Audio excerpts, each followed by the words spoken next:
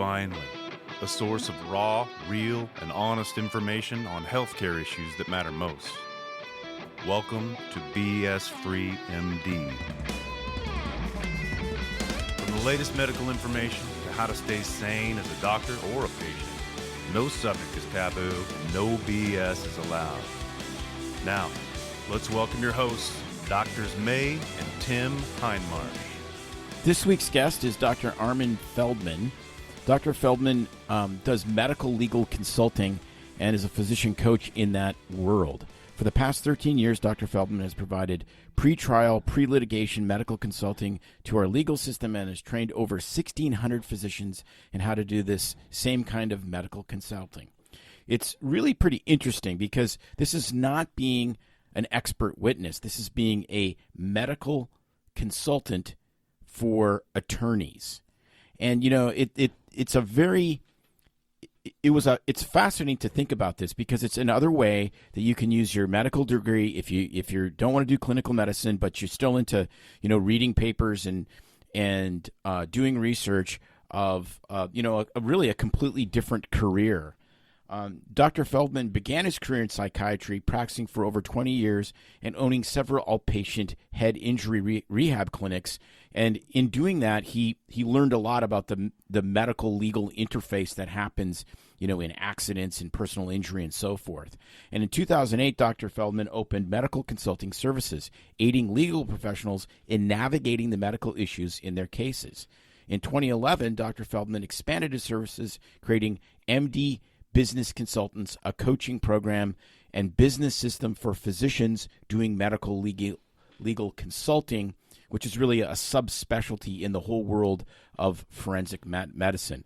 I think you're going to find this episode it's really informative. Really cool, and maybe a career path that you need to take. Maybe it's a career path I need to take, because I can just write BS-free articles to lawyers continuously. Who knows? So before we get into our interview, we want to thank our sponsor this week, paying our bills, who is Advice Media. It's not a secret that doctors have a hard time creating a professional-looking digital presence. Having a dynamic website, ranking in Google, or growing your volume of patient reviews are not easy tasks. We're too busy to figure it out on our own. Over the last 20 years, Advice Media has developed the pyramid of success to help physicians do just this. Do you want to attract more patients, generate more calls and emails, enhance brand awareness, protect your online reputation? Schedule a demo with Advice Media to learn how. On top of that, you receive a $60 Amazon gift card just for chatting with them. 3 in 5 patients will choose one provider over another because of a strong online presence. Are you making sure you're the one that stands out? Don't delay by booking your demo today and go to drpodcastnetwork.com/advicemedia. All right, this week, something a little different than what we've done in the last couple of weeks at least, and we're not going to talk about COVID, thank God. We have Armin Feldman with us, who is a medical legal consultant, a physician that does some legal work that's a little bit different. I didn't really know that it existed, so I'm really excited to hear all about this. Armin, why don't you tell us a little bit about yourself? Sure. Well, first of all, thank you for having me. It's a pleasure to be on with you too. And that's correct. It's not surprising that you hadn't heard about this. So by training and specialty, I started off as a psychiatrist. I'm also a graduate of the Denver Institute for Psychoanalysis. So I'm also a psychoanalyst. And did that for some years. And then I actually met a guy who's now been a friend of mine for over 30 years, a personal injury attorney. And he started sending me cases that had symptoms related to head injuries. And that I wound up actually creating an outpatient head injury rehabilitation clinic in Denver. And I had other psychiatrists, psychologists, neuropsychologists, psychotherapists, biofeedback therapists, and others working at this clinic. And I developed a treatment program of my own design that treated people that had head injury, specifically the things that I was familiar with: depression, cognitive problems, anxiety, post-traumatic stress disorder, chronic pain, and so forth.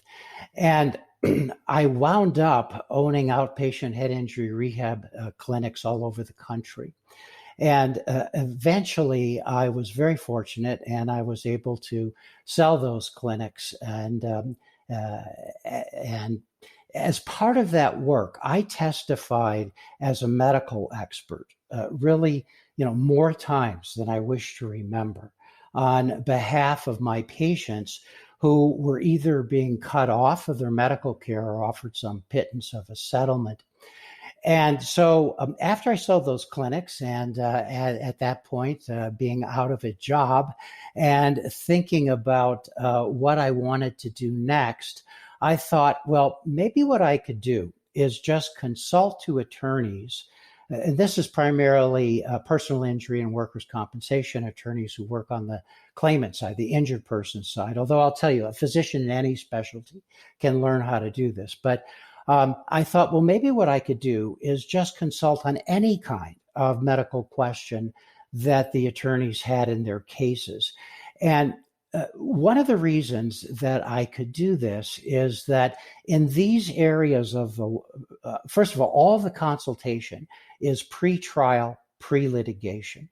It is either in the service of helping the attorney to get a more favorable settlement, helping the attorney to save time, helping the attorney to get the appropriate medical care for their clients, and helping the attorney negotiate all of the medical issues that come up in their cases. And one of the things that makes this kind of consulting viable and makes it go is that in these areas of the law, probably 9 out of every 10 cases settle. And that's where we come in. So anything that we can do as medical consultants, medical legal consultants, as opposed to medical experts, that's going to help the attorney to negotiate the case for more money and to help them with their injured clients' problems is something that a lot of attorneys are interested in. There are, and over the, so the first thing I did is I looked around the country for other physicians who were doing this kind of work. And I couldn't find any, so maybe I'm sure there are some physicians somewhere in the country doing some of the things that I do. But I wound up developing 15, 16, 17 very specific kinds of services to offer these particular attorneys that help them with what I just mentioned. And not all attorneys think that this is the next best thing to sliced bread, right? But there certainly has been a great deal of demand for these kinds of services all over the country. So I did this, and I developed it the best that I could. And then I realized, and I was very busy, and I was working like 50 hours a week. And I realized that, well, wait a minute, I think other physicians could do this too. And I thought maybe what I should be doing is training other physicians how to do this as well, and started a remote training program. And a few years later, I added a once-a-year annual conference. So through the conference, I've now trained over 1,100 physicians how to do this in a 2-day crash course.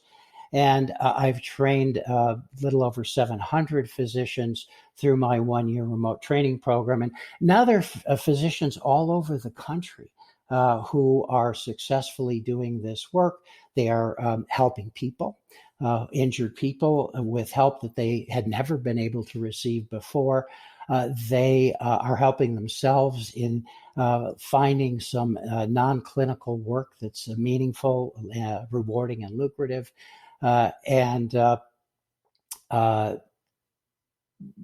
This whole thing is really turned into a new subspecialty of forensic medicine. One sidebar thing I'll tell you is that when I first started doing this, and I was sending out emails and marketing for my training program, and I would get back emails that with things I can't say over the air and F you and physicians were thinking that, I don't know how they got this idea, but they were thinking that I was helping lawyers sue doctors, which of course I don't participate in medical malpractice cases, and I never act as a medical expert. But it's kind of amusing to me now. Now I get emails saying, thank you for being a pioneer in the field, but I don't think I'm doing anything different than I did when I started. So that's a little background. So how many years ago did you start doing this? 14 years ago. 14 years ago. So what you said was, you're not a medical expert in the field. So I guess, can you sort of unpack the difference between what you're doing versus medical experts that get called in to testify? Sure.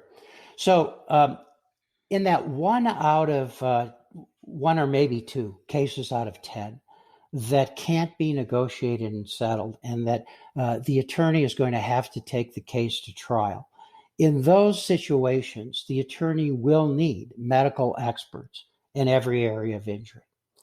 But for the purpose of negotiating and settling the case, what the attorney needs are well-reasoned, well thought out medical opinions, cogent medical reports backed up by evidence from the medical literature that they can use to better negotiate and settle the case. So the way our legal system works is that medical doctors, MDs and DOs, are able to, it's a part of our system that these physicians are able to render medical opinions in legal cases. So you don't have to be in any particular specialty to act as a medical consultant. Now, if you go to trial and you get up on the stand and the opposing counsel says, well, isn't it true, Dr. Feldman, that you're not an expert in X, Y, and Z? I would say, yes, of course, I'm not an expert in everything. But for the purpose of negotiating the case for settlement, it really doesn't matter what your specialty is. So let me give you a practical example. So now, of course, this never happens to me anymore because people know who I am, particularly in the state of Colorado and I guess through the country. But so let's say an attorney hired me regarding an issue related to a rotator cuff injury and asked me to write a report regarding this particular issue in the case and in the negotiation with opposing counsel. So I would write the report, and the attorney would send that report to opposing counsel. Well, what's the first thing opposing counsel is going to do? They're going to look me up, right? So they're going to call the attorney that hired me and say, well, wait a second, why should I pay any attention to this report? Dr. Feldman isn't an expert in rotator cuff injuries. And what the attorney's going to say is, well, Dr. Feldman works as a medical consultant for me in all my cases. And I can tell you, if we can't get this issue negotiated in the settlement based on his opinions and his report and how he backs up that report from evidence from the literature, and you force me to take this case to trial, when I hire my retained orthopedic expert, I'm going to say exactly what Dr. Feldman said in his report. In fact, they would be relying on the same literature that Dr. Feldman quoted in his report. And that's how it works on a practical basis, which, quick digression, one of the great things about doing this kind of work is if you're a physician that just likes to stay in their lane, right, just in their specialty, this isn't for you. But if you like medicine in general, if you're a person that has some intellectual curiosity, if you're a person that likes lifelong learning, then this is a very rewarding and exciting thing to do. So now at this point, I'm not prepared to do any orthopedic or neurosurgery, but I would put my knowledge base of spine injuries, rotator cuff injury, a whole number of things up against anybody because I am involved in this. I read about this. I know the current literature about this I've done over 3,000 cases, so that's part of the fun of doing this kind of work. Yeah, Fascinating. you're selling me very quickly. Do Yeah. do some do so though do naturally some physicians make I would not say better, but come to this naturally. So I'm thinking family practice, ER, generalists, internists. But I guess I mean it doesn't really matter as long as you're willing to do the research. And like you said, you're in psychiatry. You could be a dermatologist as long as you're willing to really search the literature and back Right. up the evidence. That's all that you really need. Yeah, that's right. That's right. You just have to have an interest in doing this, have some curiosity, love medicine, and enjoy the process, and be able to then write. Not every case requires, depending on what the situation is, not every case requires a report. Most do, but then be able to write a cogent report. So, how much of your work is all of your work remote? Like, is it basically, online, video conference? Do you meet in boardrooms, that kind of thing? Just thinking as far as, how big a network can you spread? Like, do you only work in Colorado? Do you work in the entire Right. country? That kind of thing. Yeah. Good question. Uh, Every one of these businesses, because medical legal consulting businesses is a local business, by the nature of the business, by the nature of the marketing for the business, by the nature of the relationships you need to develop, it's impractical, doesn't make sense, and it's unnecessary to go outside of your local area. There's more than enough work in every local area. So the physicians that do this and that I've trained, we're not competing with one another. Uh, there's first of all, there's so much work to do, but second, every business is a local business. So how common is this? Because I mean, thankfully, I've stayed out of the legal realm for the most part in my career. I have had to testify for a patient all day on the stand, and that was hell, I must say. But yeah, when there's these litigation cases pending, I mean, is this common for attorneys to hire someone such as yourself to do this kind of research, or is the onus usually on them, and they're farming it out to their paralegals, and therefore would happily have hire someone like you? I've never heard of anyone using this, but Well, like you the said, attorneys haven't either, May. ah, So when you go to meet with the attorney, so how to meet, how to get into the appointment, what to do at the appointment, what to say at the appointment. This is all stuff that I teach. In fact, my teaching is in two areas. One is on the business side, and then also on the medical side. But when you start meeting with attorneys, the attorney will say, well, I've never heard of a doctor doing this. Some will say, I've never heard of a doctor doing this, and I'm not interested, and I don't want to start now doing what you're doing. But many of the attorneys, if not most, they get it.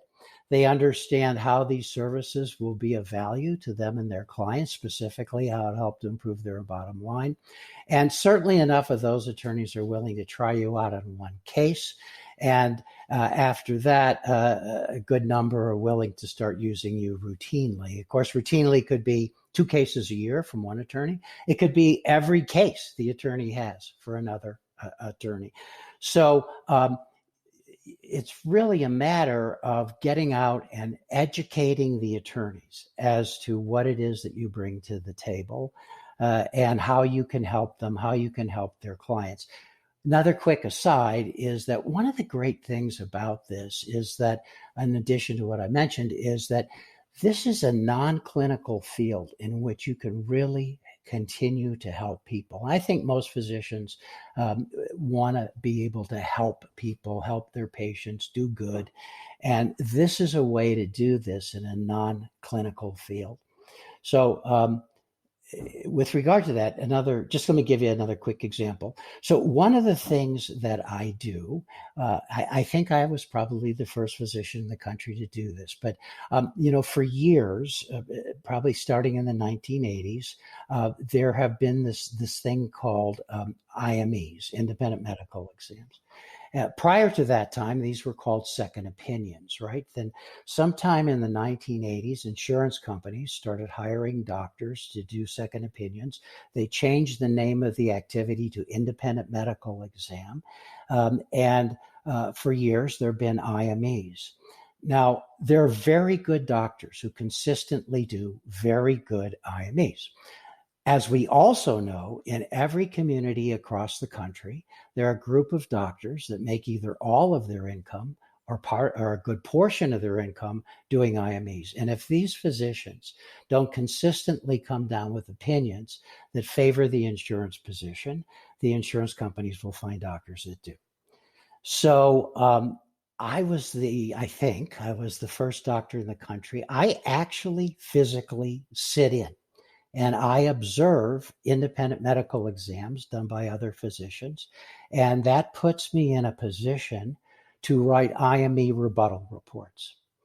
And now injured people have a physician who can, when it's appropriate, when in my opinion is such, can advocate for them against these IMEs that are sometimes so egregious. So do you I didn't know that was allowed. do you see the patient then? Like, No, all of my work is done by, here's what I do. Lawyer calls, we discuss the case. They hire me on, they send me the medical records. I review all the medical records. Then the next thing I do in every case is I interview the client of the attorney.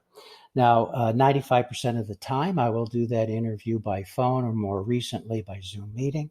If I really feel I need to eyeball the client, I'll do that I'll interview them in the conference room at the attorney's office.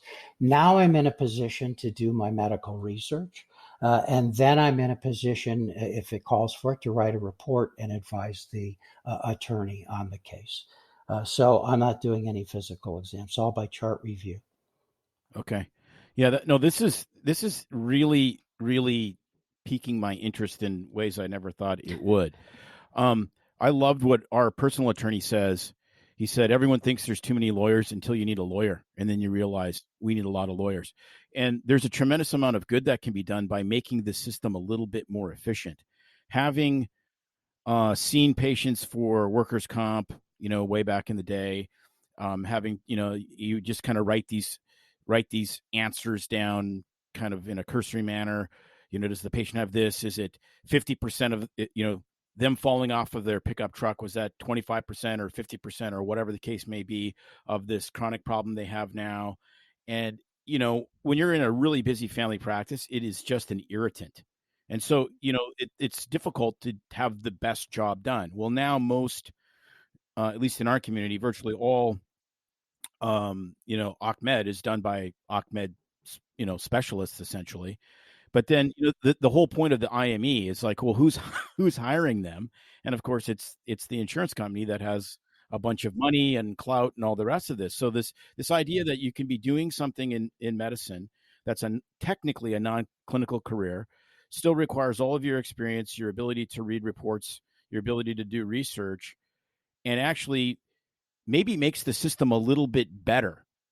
Because it might be fairer to the client. It's an expert countermeasure to, these other experts that are, part of the insurance system, so to speak. So yeah, that's right. More equitable. Mm-hmm. So I always work on the side. Excuse me, May. I always work on the side of the little guy, going up against the insurance companies, often their own insurance company who's denying legitimate claims. I did utilization review for a different company I used to work for about 20 years. Do you ever get into that world? Because I could see where there would be potential litigation in sort of the UM side of the world as well. Yeah, no, I am always hired by the injured person's attorney. My client is the attorney. My client is never the client of the attorney. So, for example, the thing that I'm asked to do most is provide comprehensive medical summary reports, which, by the way, is just a term I made up, but comprehensive medical summary reports that attorneys use as part of their settlement demand letters.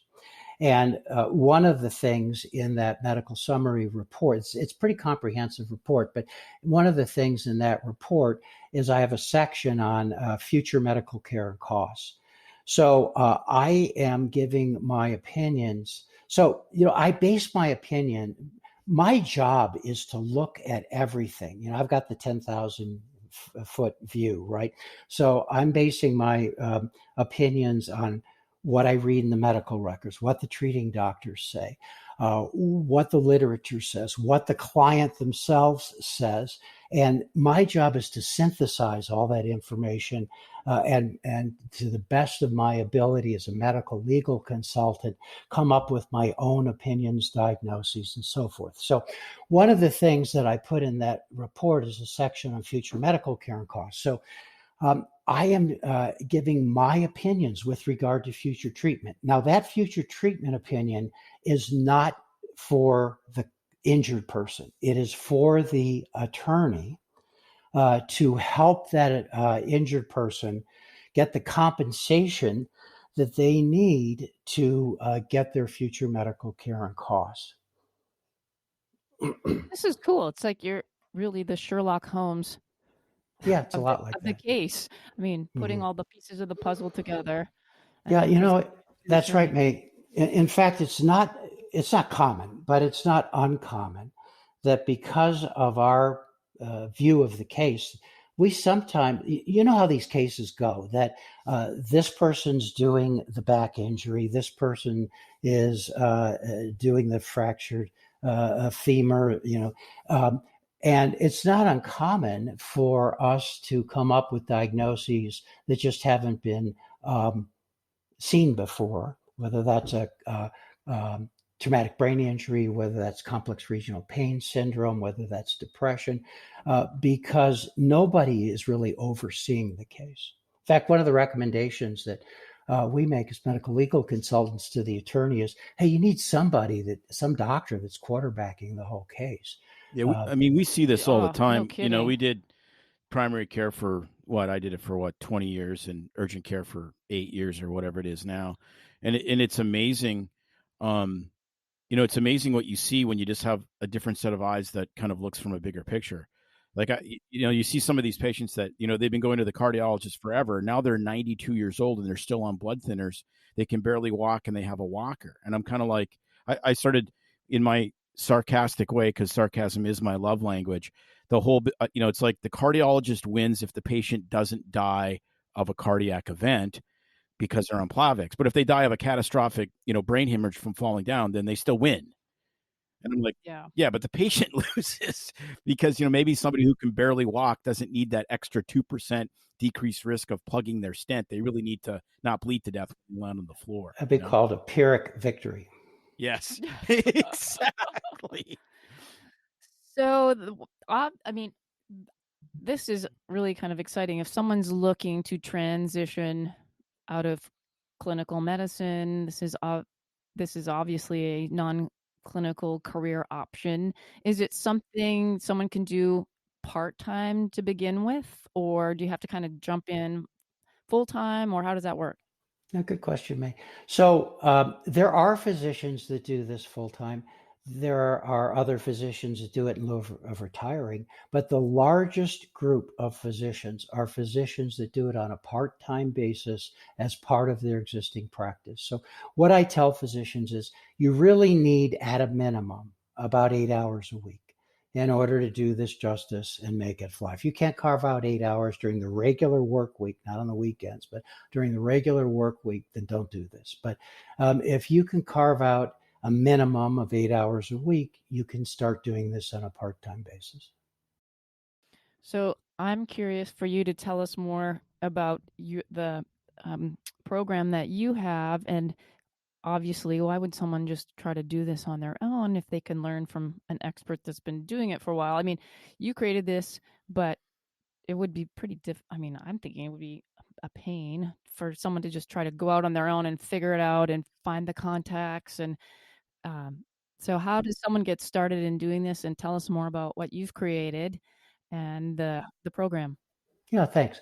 So I have a 1 year remote training program. I call it the Medical Legal Consulting Coaching Program. It is for MDs and DOs, and it long before the end of the year, you will be quite proficient at doing this. But what I as I don't want to repeat myself, but what I mentioned earlier is. Uh, my MBA, by the way, is in the School of Hard Knocks, Yeah. but I did uh, have a number of business mentors that I paid over the years, some of them a lot of money. So I teach the business side, how to go from zero to up and running with your medical legal consulting business, and then how to be successful long term with your consulting business on the business side. And then I also teach about the medicine that you need to know. And so the program is franchise-like. It's not a franchise that has legal meaning, but you get everything that you need, all the tools that you need, all the instruction that you need, and a year of coaching with me. So a lot of the one of the things in the coaching program, for example, is a detailed business step-by-step launch plan that takes you from zero to up and running with your business. And so walk through that. Sometimes I have to say, I hate to have to do this, but I have to say that this, actually do the steps in order. Don't do step 4, then do step 6. The steps are outlined like that for a reason. That's the quickest, fastest, most logical way that's going to get you up and running. Up and running is defined as now being in a position to start soliciting business from attorneys. When you get to that position, I'll actually help you. I'll show you how to do the marketing. I'll actually get your first clients for you. And once you get your first client, I'll prep you up for your first meeting with the attorney. And then once you get going, send me drafts of your reports. It's not rocket science, but there is a learning curve to this. And so send me the reports and I'll make my comments. I'll make my suggestions in red, my comments in blue. But doctors are smart, and after they do this a number of times, they catch on. They see what the language needs to be, how to write the better reports, and so forth. The physicians can send me their reports the whole time we're working together, but after a while, they seem to understand and catch on how to do it. And then at the end of that first year, if they want to continue with me, they can. Right. I mean, there's clearly two sides to this, like you said. I mean, there's the learning of how to actually do it, write the reports. I mean, it's like learning how to write an essay, and you learn basically how to do that as a junior high student or high school student to writing a thesis. So there's that, how to put all the information together in a way that speaks to the attorney clearly in their legalese. But then also, right, the whole business side of things, do you need a website? Do you just need a cold call? I mean, Yeah, figuring get a out website, fee structure, all of that type of yeah. things. Yeah. So, for example, they get a website. Everybody gets a website. Then it's the same website that I use. They customize it and so forth. It's all in the back office. So, unlike medicine, I'm assuming or guessing that it probably doesn't matter what state you consult in. Is that right? That's right. In medicine, you're limited by whatever state you have your license in, but with the consulting, you could consult for any state that you don't have an actual medical practicing license, correct? Yes. In that sense, that's about the only sense. But in that sense, it's like doing expert witness work. Most physicians don't do expert witness work in the state in which they practice, right?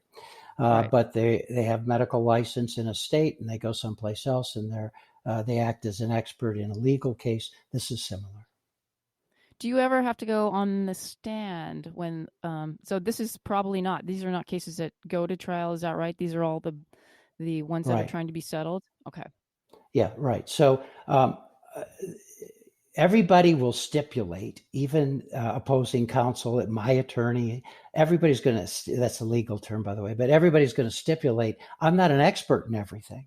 So there is zero reason to depose me. There is zero reason to bring me to trial. One of the things that medical legal consultants do is they help the attorneys get medical experts when they need them.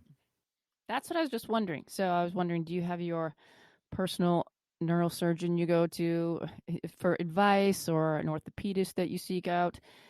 Does that happen where you, as the medical legal consultant, reaches out to expert witnesses to compile this, or is it just based on literature information? Not very often, actually, but we for example, in the coaching program, we have an experts list that we've compiled and that we constantly update. But sometimes it's just a matter of, well, I need a neural ophthalmologist that specializes in X, and we'll go find them for them. Fascinating. Yeah, because the medical expert, the legal medical expert world is a pretty shallow pool, as I understand. I mean, the people that do that regularly are kind of, it's depending on the case, they're regional or national experts, that kind of thing. Plus a lot of doctors don't want to get involved in it because it's a different kind of work and it takes a tremendous amount of time. Well, I see it, I guess, correct me if I'm wrong, but I see it as a totally different position. You're like seeing the whole picture, the global picture, and putting it together, whereas the medical legal experts have their field of expertise. They're honed down, niched down to answer that specific question that they're being on the stand. Yeah. I got something right. So have any of your students worked in a completely different sort of side of the legal world, like worked for on the insurance company side, or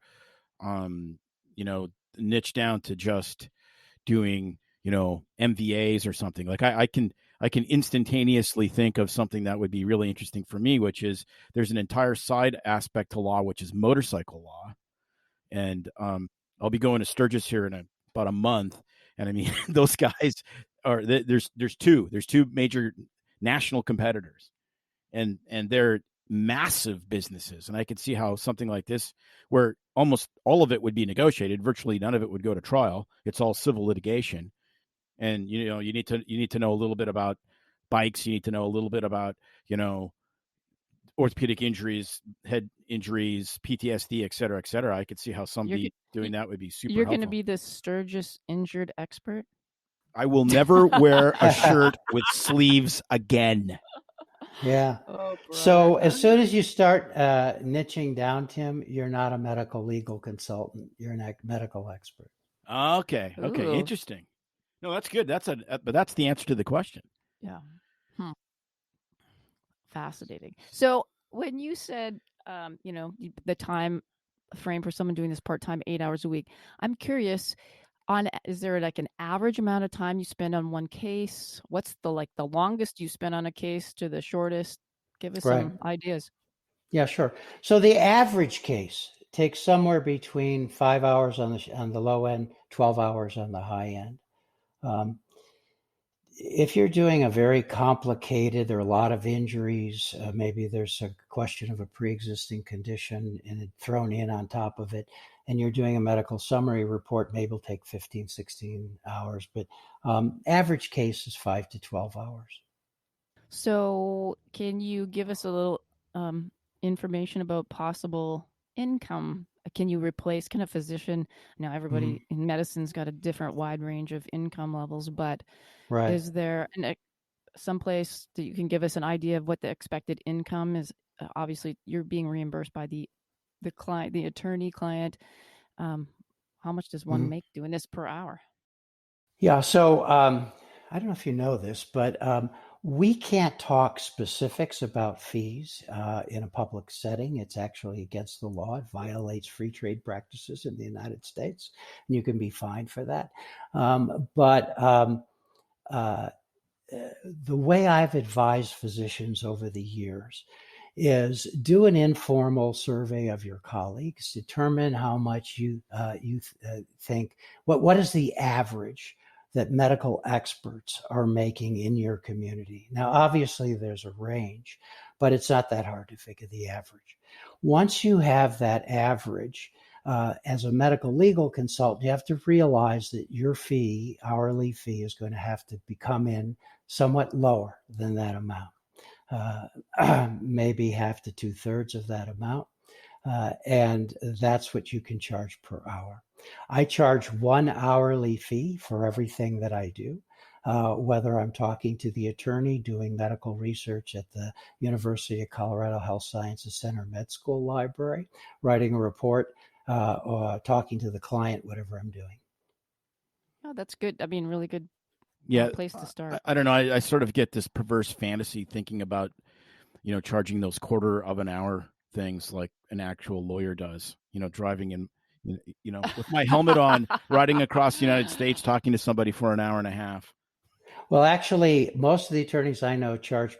First of all, these cases are typically contingency cases, right? But I don't work on contingency. That's probably not ethical anyway. But I just charge by the hour for everything that I do. But when the attorneys that I know, when they charge by charging by the hour, they charge by increments of 1/6 of an hour. I charge by quarter hours. 1/6. Oh my gosh. Yeah. I don't even know. They must have a stopwatch, or I guess their Apple Watch on timer. That's crazy. Yeah. So I think what I'd like to do is for you to share a little bit more about how people can find your course, where they would go for that, or find any more information where you're at online. Sure. So if physicians are interested in talking with me about the coaching program, they can reach me at medlegal2021.com. medlegal2021.com. Perfect. Fantastic. I'll link that in the show notes. Is there anything that we missed as far as our brains trying to figure out and pick your brain on what you do that you'd like to bring up, mention to the audience? Anything, other words of advice for a career in this? Not really. I mean, I could, I don't know if you have any interest in this. I mean, I could tell you about a case or two, but the main thing is if you are looking for stimulating, interesting, rewarding, non-clinical work that really helps people, that's lucrative, and you love medicine, then this is something you can consider. Perfect. I guess I did sort of think of something. How much of this is mostly related to on-the-job injury or motor vehicle accidents, or is there a percentage or dog bites? Yeah. I'm sorry. I work from a home office. It's fine. Okay. Our dog, our dog we had used to just sit here and be our producer. Sometimes you could hear, we called her our producer. You'd hear her tail thumping around the floor. But is there a percentage in the sort of typical cases like on the job injuries, MVAs, versus other things? So everybody's practice that does this varies just a little bit. Mine through the years has been pretty much 50-50 personal injury and workers' comp. So the bread and butter of of a personal injury practice are auto cases. So when you do the PI cases, they're going to be primarily auto cases, but PI attorneys do other kinds of personal injury, like slip and falls, dog bites, other things, sick buildings, you name it. They also do product liability. They do insurance bad faith. Some of them do medical malpractice, of course. And the workers' comp attorneys, obviously they're treating injured people that are injured on the job. So if on the PI side, doing medical summary reports, it gets the greatest call. On the workers' comp side, observing IMEs gets the greatest call. Both sides, you do a lot of reports that just answer a specific medical question in a case. So one very quick example. Attorney called me, said that they had a client, a 22-year-old woman, was rear-ended in an auto accident. 6 hours after the accident, she had acute appendicitis, had an appendectomy, and they wanted to know if that was accident-related. And I can tell you, I was on the phone with the attorney. I'm thinking, there's no way, right? So I go to the literature and I find out that blunt force trauma to the abdomen, particularly in teens and young adults, can precipitate acute appendicitis. In the accident, she was hit with enough force that despite the fact she was properly restrained, she had blunt force trauma to the abdomen from the steering wheel. And I wrote that up, quoted the literature, and it was my opinion to a reasonable degree of medical probability that the auto accident was the immediate and proximate cause of her appendicitis. Wow. This sounds fun. Like you could definitely, you're going to learn a lot of things. Maybe there'll be BS-free consulting in the future, man. Maybe. Fascinating. So thank you so much for your time. This has been amazing. I know our listeners are going to love this episode because it's something, like we said, we've been doing this job for almost 30 years. I'd never heard of anything like this, and even with our dealings in medicine. And so I know that so many physicians now are getting burnt out or looking for some side gigs, other niches. This would be wonderful. So I will link your information in our show notes, and hopefully you'll hear from people through our show reaching out to you. And I'm looking forward to actually checking it out myself, seeing what's out there. For sure. No question about that. Well, it's been, you have truth in advertising. It has been fun talking to you two, and a real pleasure. Outstanding. Well, that was really eye-opening. I found that, it's like really encouraging because you kind of get stuck sometimes, especially in the, world we, at least until recently, have lived in corporate medicine, that it's like, all I'm going to do is make widgets for the rest of my life. And you think, I could start a business. I could do something else. The knowledge that we have and the experience that we have is really valuable. And it was really great for Dr. Feldman to show us, another way to, do different work, but, interesting work and, work that we can all do with, a little bit more training. So I was really, really impressed. Yeah.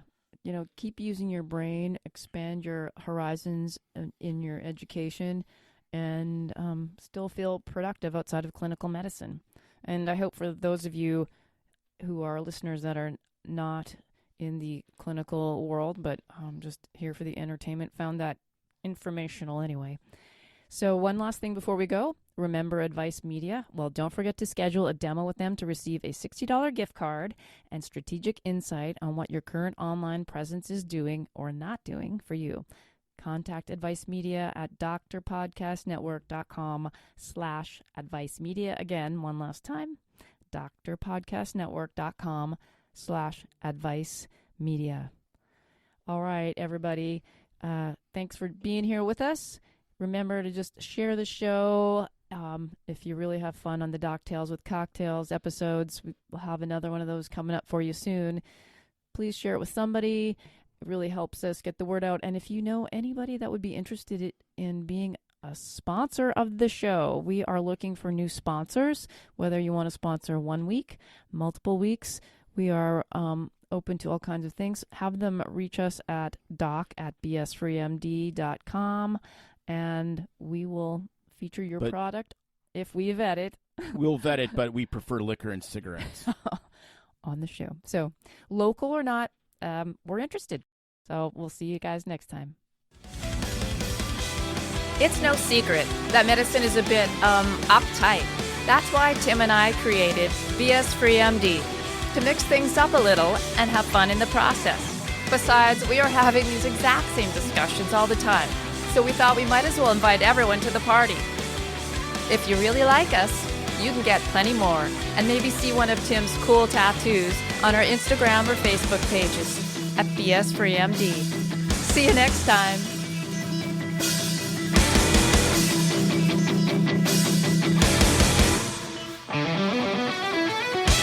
While we try to keep BS Free MD as raw and real as possible, we can't be held responsible for any medical decisions or discussions had as a result of what you've heard on the show. We know. Bummer. But the truth is, we really do care about your questions. So feel free to reach out to us by email at doc@bsfreemd.com.